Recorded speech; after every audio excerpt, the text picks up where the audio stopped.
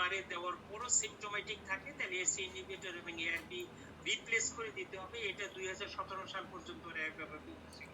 কিন্তু acute heart ফেইলিওরের যে ট্রায়ালটা আছে মানে ইন হসপিটাল একুট হার্ট ফেইলিওরের পেশেন্টগুলো একুট হার্ট ফেইলিওর থেকে স্টেবল হয়েছে, ব্লাড প্রেশার স্টেবল আছে এবং তার হার্ট ফেইলিওরের কোনো ধরনের আইনোট্রপিক সাপোর্ট লাগে নাই গত 24 ঘন্টার মধ্যে এবং পেশেন্ট স্টেবল আছে, সেই সমস্ত পেশেন্টকে ওরা ইন হসপিটালি হার্ট নিয়ে দিতে পারছে। এই ট্রায়ালটা আমি ওই যে হাসপাতালে আমরা গতবারও আমি একবার দুইবার প্রেজেন্ট করছিলাম। এই অবস্থার থেকে এবং এখন বলতেছে যে আপনি ইনিশিয়ালি এসি ইনহিবিটর অথবা এআরবি না দিয়েই আইনি হিসাবে ট্রিট করতে পারেন। সেই সমস্ত পরের কথা আরো এভিডেন্স আসুন তারপরে আমরা দেখব। এখন আমরা মানে যদি প্রথম জিনিসটা দেখি, যেহেতু আমাদের প্রথম কথাই হইতেছে আমরা ডায়াবেটিক্স নিয়ে আলাপ করব, যে diuretics to relieve symptoms and sign and congestion, সমস্ত ধরনের ডায়াবেটিক্স দেওয়া যাবে এক্সেপ্ট মিনারোকর্টিকয়েড অ্যান্টাগনিস্ট। এই মানে এই অ্যান্টাগনিস্ট বাদে সমস্ত ডায়াবেটিক্স আপনি দিতে পারবেন। কিসের জন্য? আপনার হলো কনজেশন এবং সিমটম রিলিফের জন্য। এমআরএ যেটা আছে সেটা মানে ডায়াবেটিক্স হিসাবে দিতে পারবেন না, সেটা দিবেন হলো হার্ট ফেইলিওরের মরবিডিটি এবং মর্টালিটি কমানোর জন্য এবং মানে ম্যাক্সিমাম টলারেটেড ডোজে দেওয়ার পর হার্ট ফেইলিওর পারসিস্ট করলে তখন দিবেন। এবং এই সমস্ত ক্ষেত্রে মানে যদি হার্ট ফেইলিওর থাকে তাহলে loop diuretics is the drug of choice. আর এই টু ট্রাই ওয়েট অ্যান্ড মানে লোয়েস্ট ডোজ পসিবল, যত লোয়েস্ট ডোজে পারা যায় তত লোয়েস্ট ডোজে মেইনটেইন করবেন। Self administration of diuretic dose depending on daily weight measurement, monitor serum electrolytes. কারণ আমরা ডায়াবেটিক্স যদি ইউজ করি অনেক ক্ষেত্রে যদি স্পাইরোলেকটন থাকে সেই ক্ষেত্রে হাইপারক্যালেমিয়া এবং ক্রিয়েটিনিন লেভেল বাড়তে পারে। এই দুইটা অবস্থার উপরে নির্ভর করে আমাদের ডোজটা ঠিক করে দিতে হবে। এটা আমরা গতকালকে এই ডোজগুলো আমরা দেখছিলাম যে মানে এসি ইনহিবিটরের ভিতরে ক্যাপটোপ্রিল দেয় নাই, তখন আমরা এটা আমি নিয়ে আসছি এখানে। ক্যাপটোপ্রিল মানে সমস্ত এসি ইনহিবিটর এবং বিটা ব্লকার সমস্তগুলো আপনি লো ডোজ থেকে শুরু করবেন, ম্যাক্সিমাম টলারেটেড ডোজে যাবেন। আপনারা যে বলতেছিলেন যে কতটা ডোজে আমি যাব, যেমন ক্যাপটোপ্রিল আপনি যদি শুরু করেন এটা হলো মানে 25 মিলিগ্রাম থাকে একটা ট্যাবলেটের, এটা 6.25, তার মানে হচ্ছে 4 ভাগের 1 ভাগ করে শুরু করতে হবে এবং টিআইডি ডোজে দিবেন এবং ম্যাক্সিমাম যাবেন হলো 50 করে টিআইডি, তার মানে হলো 2টা করে ট্যাবলেট 3 বার পর্যন্ত দেওয়া যাবে। এবং এনালাপ্রিল আমরা মানে কালকে আমরা বলছিলাম যে 5 মিলিগ্রামের একটা ট্যাবলেট থাকে। এই ক্ষেত্রে হার্ট ফেইলিওরের ডোজ হিসাবে ইএসসি কাউন্ট মানে সিঙ্গেল ডোজের চেয়ে তারা মানে ডাবল ডোজ বলছে। আর কালকে আমরা দেখছিলাম যে সিঙ্গেল ডোজ দিছে এনালাপ্রিল, এখানে বলছে হার্ট ফেইলিওরের জন্য বিআইডি ডোজ দিতে বলছে এনালাপ্রিল।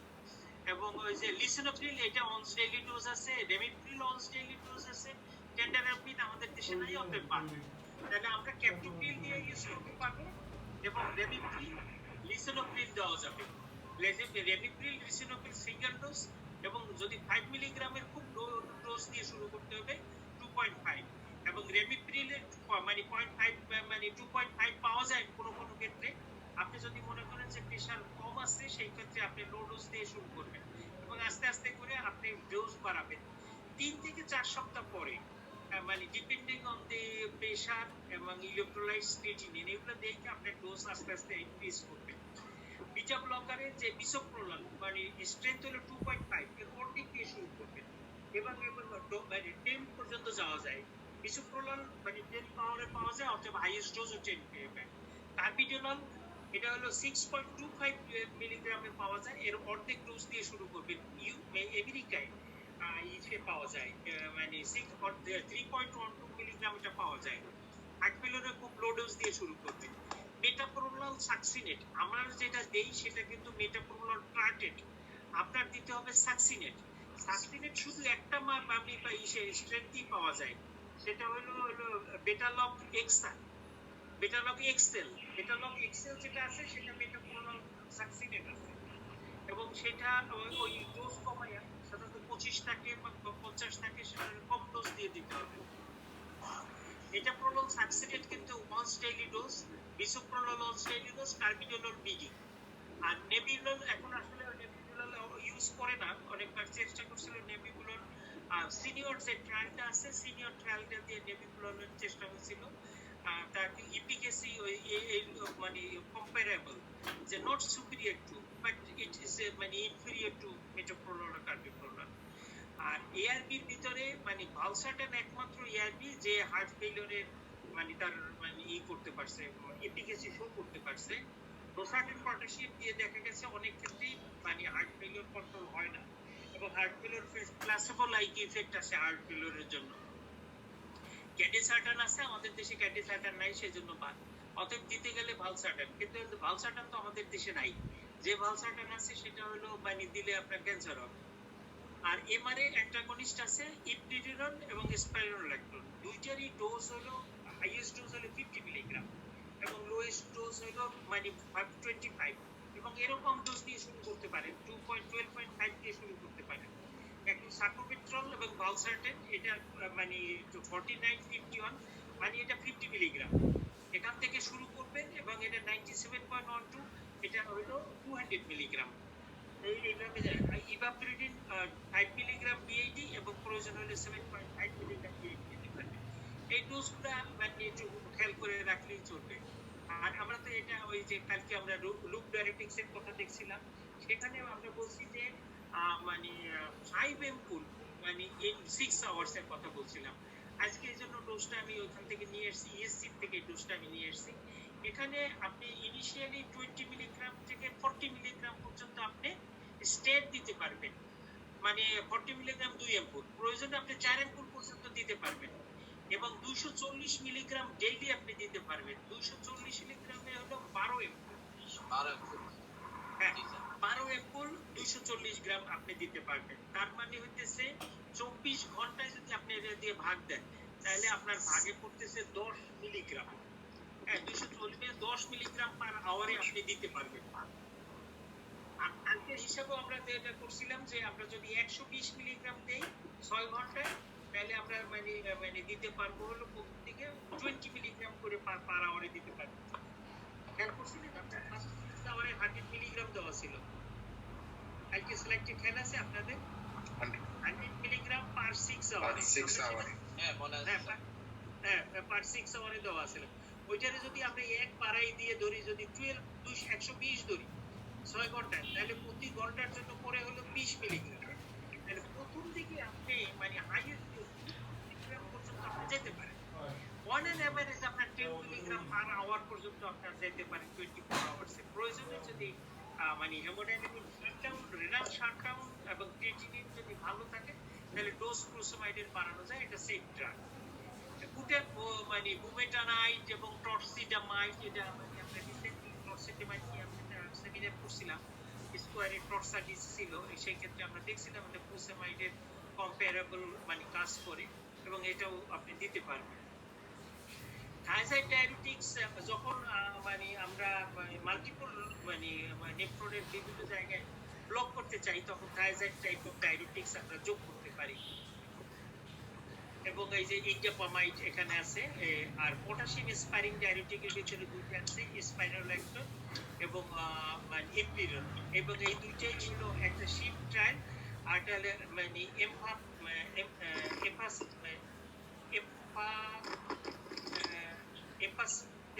এপাপেস, এই দুইটা ট্রায়াল দিয়ে এটা প্রমাণিত হয়েছে যে এই দুইটা ট্রায়ালের ভিতরে মর্টালিটি এবং মরবিডিটি কমে।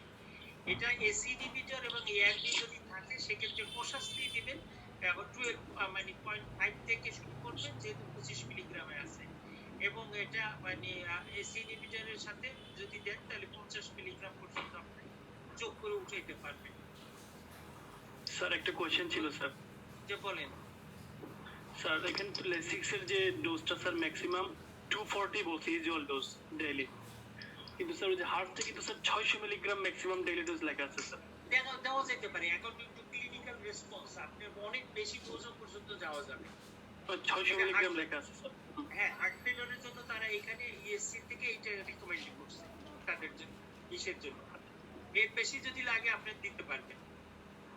600 মিলিগ্রাম আছে। জি স্যার।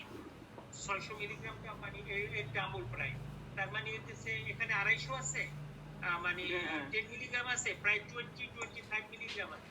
600 মিলিগ্রাম যদি 24 ঘন্টায় হয়, তাহলে প্রায় 30 এম্পুল স্যার, 30 এম্পুল, 30 এম্পুল।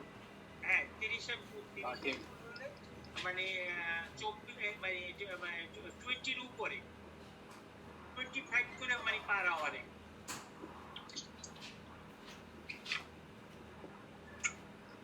আচ্ছা এখন মানে আমরা মানে আসতেছি যে পরবর্তীতে আচ্ছা শেষ করতে এসি ইনহিবিটর এবং এআরপি এটা আমরা আগেই বলছিলাম যে এসি ইনহিবিটর মানে রিডিউস করে morbidity and mortality with reduced cast fraction and is recommended unless contraindicated and not tolerated by patient. Beta blocker also reduce the morbidity and mortality in symptomatic patient with heart failure with reduced ejection fraction despite treatment with ACE inhibitor. There is a consensus that ACE inhibitor and beta blocker can be started together as soon as the diagnosis of heart failure is made. There is no evidence that who is favoring the initiation of treatment with beta blocker before or ACE inhibitor before. কোনটা আগে কোনটা পরে দিলে যে কতটুকু লাভ হবে এটার ব্যাপারে কিছু নাই। এখন মানে গ্র্যাজুয়াল একটা হিসাব করে দেখা যায় যে হার্ট ফেলিওর থাকলে আমি কোনটা দেবো আগে, মানে এসি ইনহিবিটর না মানে বিটা ব্লকার। আপনার এটা জেনারেল একটা কনসেনসাসের মধ্যে এরকম, যদি আপনার মানে টেকিকার্ডিয়া থাকে তাহলে আপনি বিটা ব্লকার আগে যোগ করেন, আর যদি টেকিকার্ডিয়া না থাকে দুইটার মধ্যে আপনি যে কোনোটা যোগ করতে পারবেন আইডিয়ার এসি। এখন দুইটা ড্রাগ দিলে যদি আপনার ডেভেলপ করেন সেই ক্ষেত্রে আপনার একটা ড্রাগ দিতে হবে, সেক্ষেত্রে কোনটা দিবেন? সেক্ষেত্রে বিটা ব্লকার যদি টলারেট করতে পারে সেক্ষেত্রে বিটা ব্লকার দেবেন। কিন্তু কোনটা দিলে বেশি লাভ হবে, কোনটা দিলে দেরি করে দিলে লাভ হবে, এটা সম্পর্কে কোনো ধরনের ই নাই, সুনির্দিষ্ট কোনো মতামত নাই, রোগীর কন্ডিশনের উপর নির্ভর করবে। এবং এসি ইনহিবিটর অলওয়েজ আপনারা হার্ট ফেলিওর যখন চিকিৎসা করবেন অলওয়েজ আপনারা করবেন এসি ইনহিবিটর দিয়ে শুরু করবেন। এসি ইনহিবিটর মানে হার্ট ফেলিওর কোনো ডাউট নাই, কোনো ক্রমে ডাউট নাই, AC inhibitor first line drug, first drug. AC inhibitor যেটা সিম্পটোমেটিক হার্ট ফেলিওরে দিতে পারবেন সেটা হলো যে বাবা বলছে কয় দেখো করি আমি, হ্যাঁ ওরে দেখাও যে আমি এখন করতেছি।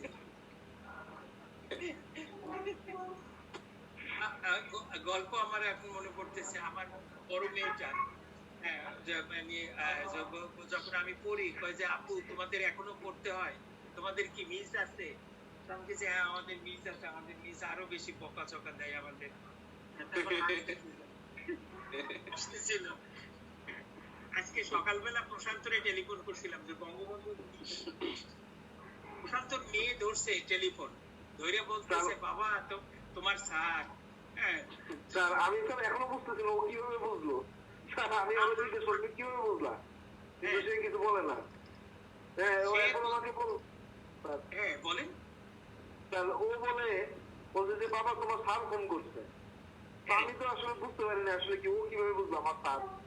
আসলে স্যার এটা স্যার ওই আমরা আলাপ করি তো আমার ওয়াইফের সাথে, তো ওইগুলো সে শুনে মনে হয় ছবি টবি দেখছে ওইখান থেকে সে ইয়ে করছে। আমি এখনো আমার ওয়াইফও বলতেছে যে কিভাবে চিনলো সে। এবং আমি মানে মানে তোমার কাছে নিয়ে যাইতেছে টেলিফোনটা ধরে সে যে বাবা তোমার স্যার টেলিফোন করছে, বাবা তো 3 বার বলছে সে। বাবা মেয়ে তো অনেক বড় হয়ে গেছে যে আমি টেলিফোন করছি বুঝে গেছে। ওই বঙ্গবন্ধুর ক্লাসের জন্য টেলিফোন করতেছিলাম এবং বঙ্গবন্ধু থেকে জানাইছে মানে সজল স্যারে জানাইছে তোমাদের সবাই শুভেচ্ছা জানাইছে যে তোমরা জয়েন করছো, ক্লাস করতেছো। এতে সে খুব মানে চেয়ারম্যান হিসেবে সে খুব মানে প্লিজড যে আমরা সিলেট থেকে তার মানে অনুগত এবং বাধ্যগত মানে স্টুডেন্ট। আমাদের জন্য অনেক অনেক ইনফরমেটিভ ছিল, অনেক সুন্দর।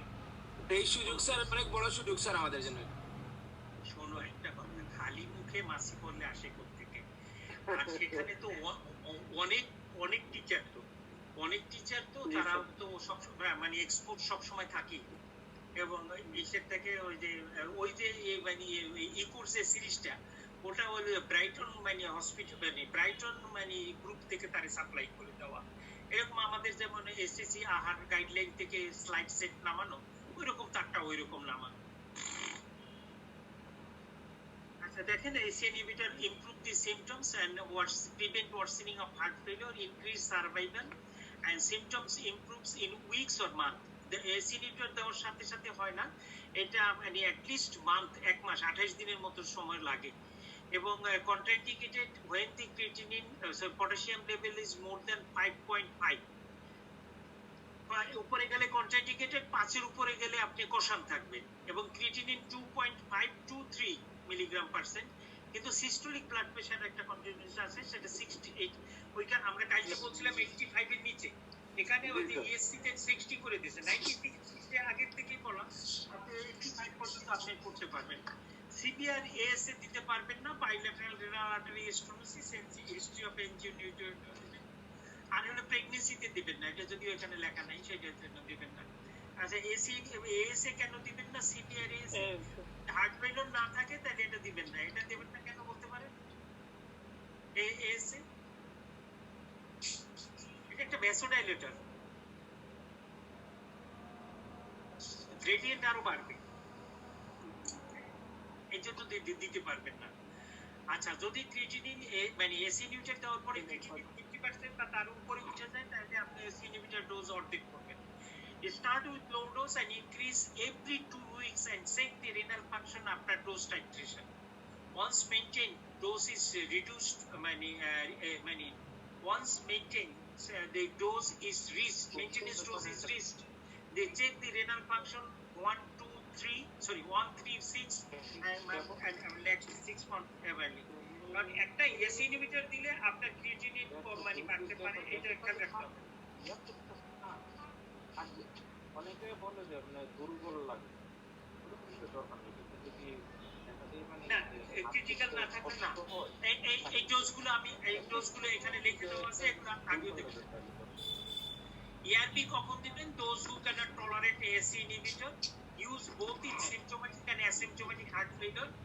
Symptomatic হলে এটা মানে class 1, asymptomatic class 2, and less than 10% incidence of cross reaction with ASC inhibitor.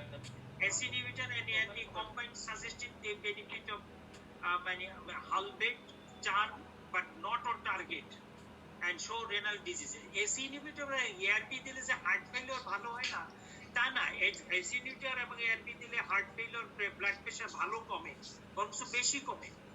দুইটার কম্বাইন্ড ইফেক্টে রেনাল ড্যামেজ এবং প্রোটিনিউরিয়া বেশি হয়।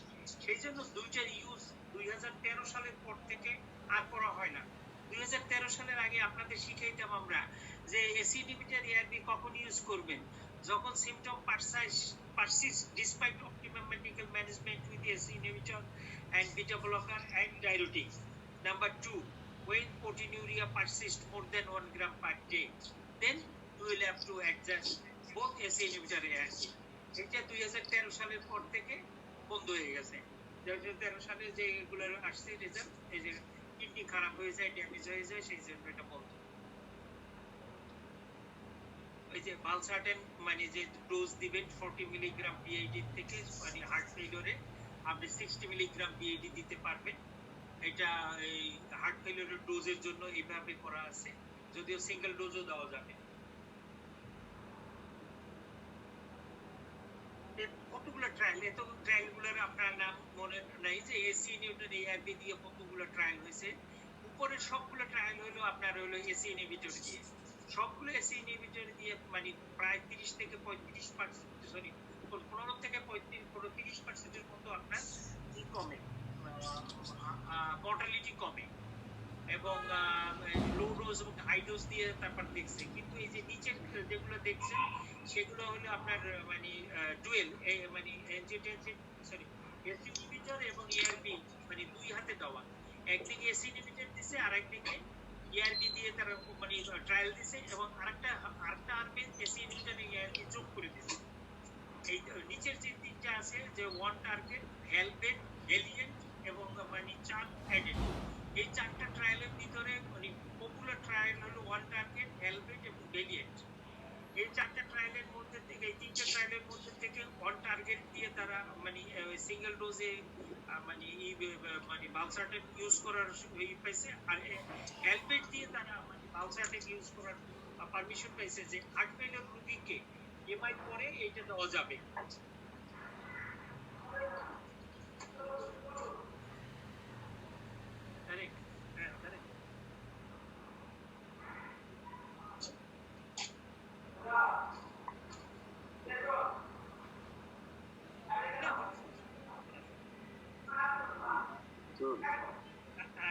যে আমি শিশির সাথে কথা বলছি, শিশির রাজি হয়েছে নিবে।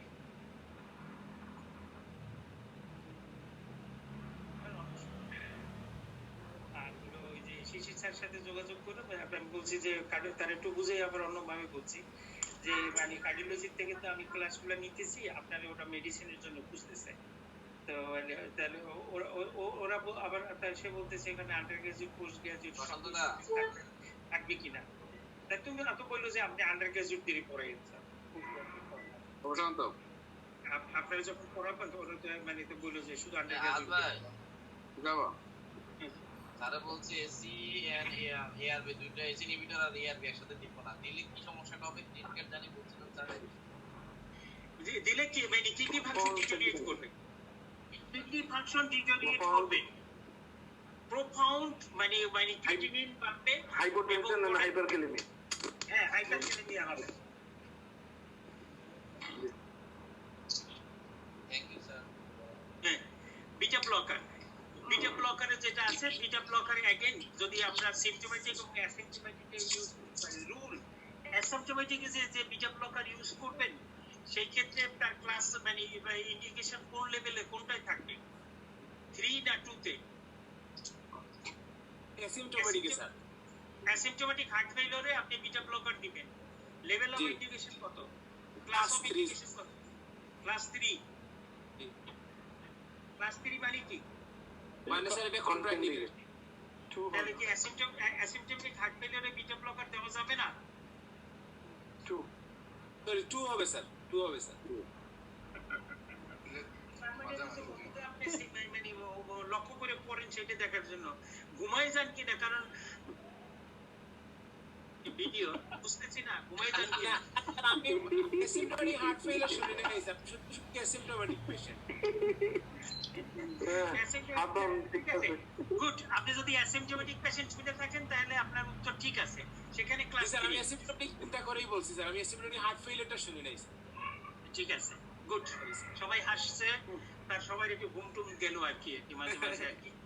এবং এটা বিটা ব্লকার দিলে মর্টালিটি এবং মরবিডিটি কমে এবং রিডিউসড হসপিটালাইজেশন হয়। তার মানে হচ্ছে আমাদের যে মানে গোল, সেই গোল তিনটাই পূরণ করে, রিডিউস হসপিটালাইজেশন করে, রিডিউস মরবিডিটি মর্টালিটি করে এবং হার্ট ফাংশন ইমপ্রুভ করে।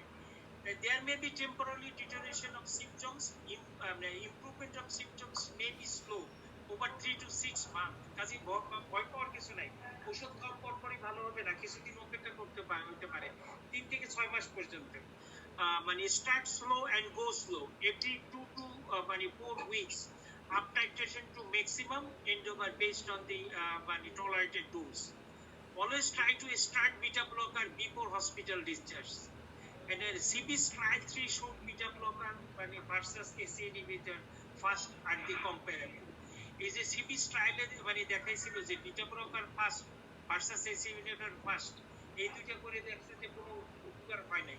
অতএব এই CB's 3 ট্রায়াল যেটা বিসোপ্রোলন দিয়ে করা হচ্ছে, এই যে এটা খুব এটা ট্রায়াল, এই ট্রায়াল দিয়ে দেখাচ্ছে। এবং আরেকটা ট্রায়াল আছে CB's 3 এই যে CB's 2 এর উপরে, সেখানে বিটা ব্লকার এই যে দিছে বিসোপ্রোলন দিছে শুধুমাত্র প্লাসেবোর উপরে, প্লাসের উপরে দিয়ে সেখানে বলছে যে তারা 34% মর্টালিটি রিডাকশন। এই যে সিবিস ট্রায়াল, এটা ট্রায়ালে দেওয়ার পরে এই যে বিসোপ্রোলন এত মার্কেটে এত কোটি কোটি টাকা ব্যবসা করতেছে বিসোপ্রোলন এই সিবিস একটা ট্রায়াল দিয়ে। তাহলে বিসোপ্রোলন খুব লো ডোজে 1.25 থেকে শুরু করে 10 মিলিগ্রাম পর্যন্ত দেওয়া যাবে, কার্বিডোলন 3.12 থেকে শুরু করে 25 মিলি পর্যন্ত দেওয়া যাবে। মেটোপ্রোলাল সাকসিনেট আপনি ইউজ করবেন, নেটোপ্রোলালের কথা ইউজ এখন আর অত করে না, যেহেতু এই ড্রাগগুলো অ্যাভেলেবেল আছে। এখন আমরা যদি আমাদের আবার প্রোটোকলের দিকে তাকাই, তাহলে আমরা এখন লাস্ট প্রোটোকলের দিকে আমরা এমআরএ অ্যান্টাগনিস্টের দিকে তাকাবো। এমআরএ অ্যান্টাগনিস্টের জন্য আমরা ওই যে বলছিলাম এমপাফিস, নামটা মনে রাখতে পারি নাই আমি। এমপাফিস হার্ট ফেলিওর ট্রায়াল আছে, যেখানে আপনি ইপ্লিডোরন দেওয়ার পরে পোস্টেমাইল পেশেন্টরে ইপ্লিডোরন দেওয়া হয়েছিল এবং তাদের ইনজেকশন ফ্র্যাকশন 35% এর নিচে ছিল। সেই সমস্ত পেশেন্টের সিগনিফিকেন্ট রিস্ক রিডাকশন ছিল। এবং এই চার্টটা আমি ইচ্ছে করে আপনাদের দেখাইতেছি এই একটা কারণে। আমি অন্য সবগুলো চার্ট দেখাই নাই, ওগুলো সবগুলোরই ছিল। একটা ইচ্ছে করে দেখাইছি যে আপনারা হার্ট ফেলিয়ার রোগীর এমআই যদি থাকে, তাহলে যদি আপনারা তাকে দেন তাহলে তার মর্টালিটি রিডাকশন হবে 37% পর্যন্ত, তার রিস্ক রিডাকশন হয়, রিলেটিভ মর্টালিটি বেনিফিট পাওয়া যায়, হসপিটালাইজেশন প্রিভেন্ট হয়। তাহলে এবং সবচেয়ে আন্ডার ইউজড ড্রাগ এটা। যদি তার ক্রিটিনিন ক্লিয়ারেন্স ভালো থাকে, যদি তার ব্লাড প্রেশার স্টেবল থাকে, তাহলে আপনি তাকে যোগ করে দিতে পারবেন। যদি তার ইনজেকশন ফ্র্যাকশন 40 এর নিচে থাকে এবং হার্ট ফেলিয়ার পারসিস্ট করে despite optimum medical management with diuretics, ACE inhibitor and beta block. এবং যদি পারেন তাহলে এপিডুরন দিবেন, স্পাইরোল্যাকটন না। আর যদি কেউ না কিনতে পারে তাহলে স্পাইরোল্যাকটন দিবেন, যেটা রেঞ্জ ট্রায়াল যে বলছে। এবং সেখানে রেঞ্জ ট্রায়ালেও একই রকম, এবং এনওআইসি ক্লাস 3 to 4 পর্যন্ত এখানে ছিল। এবং সেই পেশেন্টগুলোর পরে কম্পারেবল করে দেখা গেছে যাতে 30% রিলেটিভ রিস্ক রিডাকশন হয়। এবং ম্যাক্সিমাম ডোজ আমরা বলছিলাম যে 25 মিলিগ্রাম দিয়ে শুরু করতে পারেন আপনি, এবং লো ডোজ দিয়েও শুরু করা যায়, 12.5 দিয়েও শুরু করা যায়। ম্যাক্সিমাম টার্গেট ডোজ 50 মিলিগ্রাম পর্যন্ত আপনি যাবেন। এখন আমাদের আছে আরনি। আমরা আরনি সম্পর্কে একটু বেশি বলে ফেলছি। এটা হলো ট্রায়াল হলো প্যারাডিগ হার্ট ফেলিওর ট্রায়াল।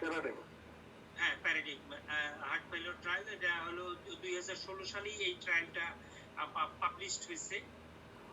একই সাথে আমেরিকান কলেজ অফ কার্ডিওলজি এবং একসাথে এইটা ট্রায়ালটা পাবলিশ করে প্রিভিয়াসলি এই ট্রায়ালটা বন্ধ করে দিচ্ছে। যে মর্টালিটি বেনিফিট এত বেশি আসছে যে 20% রিলেটিভ রিডাকশন আছে p-value significant। এই জন্য পরবর্তী ফেজ ট্রায়ালটা কন্টিনিউ না করে তারা বলছে যে এই ড্রাগটা safe in case of heart failure.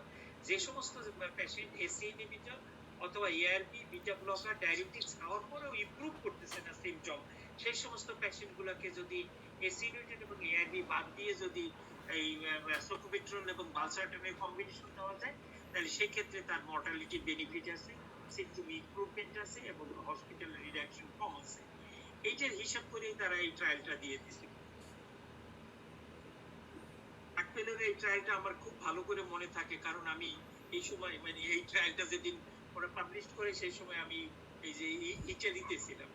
এটা ইটালিতে ফ্রেঞ্জোতে বসে আমরা যেটা করি, এই ফ্রেঞ্জোতে এই ট্রায়ালটা ওরা পাবলিশ করছিল। এটা আমি ভুলি না, এই জন্য আমার এটা দেখালে পুঙ্খানুপুঙ্খরূপে আমার মনে থাকে। 5 দিন একদম পুরো খাটাখাটনি করে ফ্রেঞ্জোতে তাইকে লেখাপড়ি করছি, খাইয়ে না খাইয়ে লেখাপড়ি করছি। আরডিতে ওই যে স্টার্টিং ডোজ 100 মিলিগ্রাম, কিন্তু যদি ব্লাড প্রেশার কম থাকে তাহলে আপনি এটা আরো কম দিয়ে শুরু করতে পারেন, 50 মিলিগ্রাম দিয়ে শুরু করতে পারেন BAD. Maximum dose 200 milligram BAD দিতে পারেন, 200 মিলিগ্রাম ম্যাক্সিমাম। কিন্তু স্টার্টিং ডোজ 100 মিলিগ্রাম আছে, এটা আরো কমাই আপনি দিতে পারেন। এবং হ্যাঁ, 50 মিলিগ্রাম দিতে পারেন। তার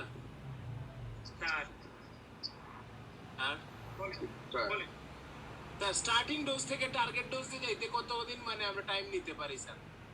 3 থেকে 6 মাস, 28 দিন পর পর আপনি ইভ্যালুয়েশন করবেন, 1 মাস পরে। যখন ব্লাড প্রেশার ভালো থাকবে ডোজ বাড়াবেন, ব্লাড প্রেশার ভালো থাকবে ডোজ বাড়াবেন। হ্যাঁ হ্যাঁ, এটা আবার টাইম শেষ হয়ে যাবে। এত তাড়াতাড়ি সময় যায় কেন? এই জন্য গপসপ না করে। আর একটা শিপ ট্রায়াল আছে, সেটা হলো ইভাপ্রেডিন দেওয়ার জন্য। ইভাপ্রেডিন কখন দিবেন? যদি এলপি ইনজেকশন থাকে 9% এর নিচে থাকে, পেশেন্টের সিমটম থাকে, সিমটোমেটিক হার্ট ফেলিওর থাকে, অপটিমাম মেডিকেল ম্যানেজমেন্টের পরও, সেই সমস্ত ক্ষেত্রে আপনি ইভাপ্রেডিন যোগ করবেন। ইভাপ্রেডিনের দুইটা শর্ত থাকতে হবে। হার্ট রেট অবশ্যই 70 এর উপরে থাকতে হবে। এটা হ্যাঁ, এটা ডিগক্সিনের মতো রাখতে হবে। ডিগক্সিনে 60 নিচে গেলে হার্ট রেট বন্ধ করে দেওয়া হয়তো, এটা 70 নিচে গেলে বন্ধ করে দেওয়া হবে। এখন যদি আমরা আসি, এই যে ইভাপ্রেডিনের কথা আমরা বলছিলাম, যে ইভাপ্রেডিনে এই 5 মিলিগ্রাম বিআইডি অথবা 7.5 মিলিগ্রাম টিআইডি হিসাবে দিতে পারেন। এখন এইটা এরপরে বাকি যেগুলো আছে ডিগক্সিন, হাইড্রালাজিন, নাইট্রেটস এইগুলোর কম্বিনেশন অথবা লিফট রেটিকুলার অ্যাসিস্টেড ডিভাইস এগুলোর অতটা খুব বেশি নেই। এরপরে যেটা থাকে হলো heart failure with preserve ejection fraction. এটা আসলে কোনো ধরনের there are few approved treatment recommended for the management of the sign and symptoms of heart failure with preserve ejection fraction. এটা অনেক কিছু আছে যে মানে while recent advances in the management of the heart failure with reduced ejection fraction has resulted in a significant extension of life expectancy, this is not reflected in heart failure with preserved ejection fraction. যদিও mortality benefit, morbidity benefit সবকিছু reduced ejection fraction আছে, কিন্তু preserved ejection fraction এরকম morbidity নাই. No treatment has yet been shown convincingly to reduce the morbidity and mortality in patients with heart failure with preserved ejection fraction. তো এগুলো কতগুলো trial দিছে তারা, যেমন নিচের দিকে মানে 80 সালের আগে ডিওক্সিন, লুপ ডাইরেটিক্স, তারপরে হলো বিটা ব্লকার, তারপর ক্যালসিয়াম চ্যানেল ব্লকার ডিএনজিন, এগুলো ট্রায়াল দেওয়ার পরে কতগুলো অনেকগুলো ট্রায়াল আইসোসালফেট, ডাইনাইট্রেট এবং হাইড্রালাজিন এই ড্রাগগুলো দিছে, কিন্তু খুব বেশি কোনো ড্রাগই খুব কনভিন্সিং কিছু প্রমেই আসে নাই। এমনকি যে সেকুপোট্রাল ভালসারটেনও 2014 সালে দিয়ে দেখা হয়েছে। তো কোনো ড্রাগ যে আইডিয়াটা হয়েছে, তবে প্রমাণিত হয়েছে যে শুধুমাত্র যদি ভলিউম ওভারলোডের এভিডেন্স থাকে তাহলে আপনি ডায়াবেটিক্স দিতে পারবেন। এবং বাকি যে ড্রাগগুলো আছে এসি ইনহিবিটর এবং এআরবি, বিটা ব্লকার, এগুলো যে মানে রিডিউসড ইনজেকশন ফ্র্যাকশনে যেরকম ইউজ করা যায় এখানেও সেরকম ভাবে ইউজ করা যায়, যদিও তার মরবিডিটি এবং মর্টালিটি বেনিফিট আসে না। তো এইটাই আমরা মানে হার্ট ফেলিওরের আজকে এই পর্যন্ত আমরা শেষ করতে চাই। এখানে একটু ডিটেলস কিছু হয়তো একটু আলাপ করছি, যে একটু মানে অতটা ডিটেলস আলাপ না করলেও চলতো।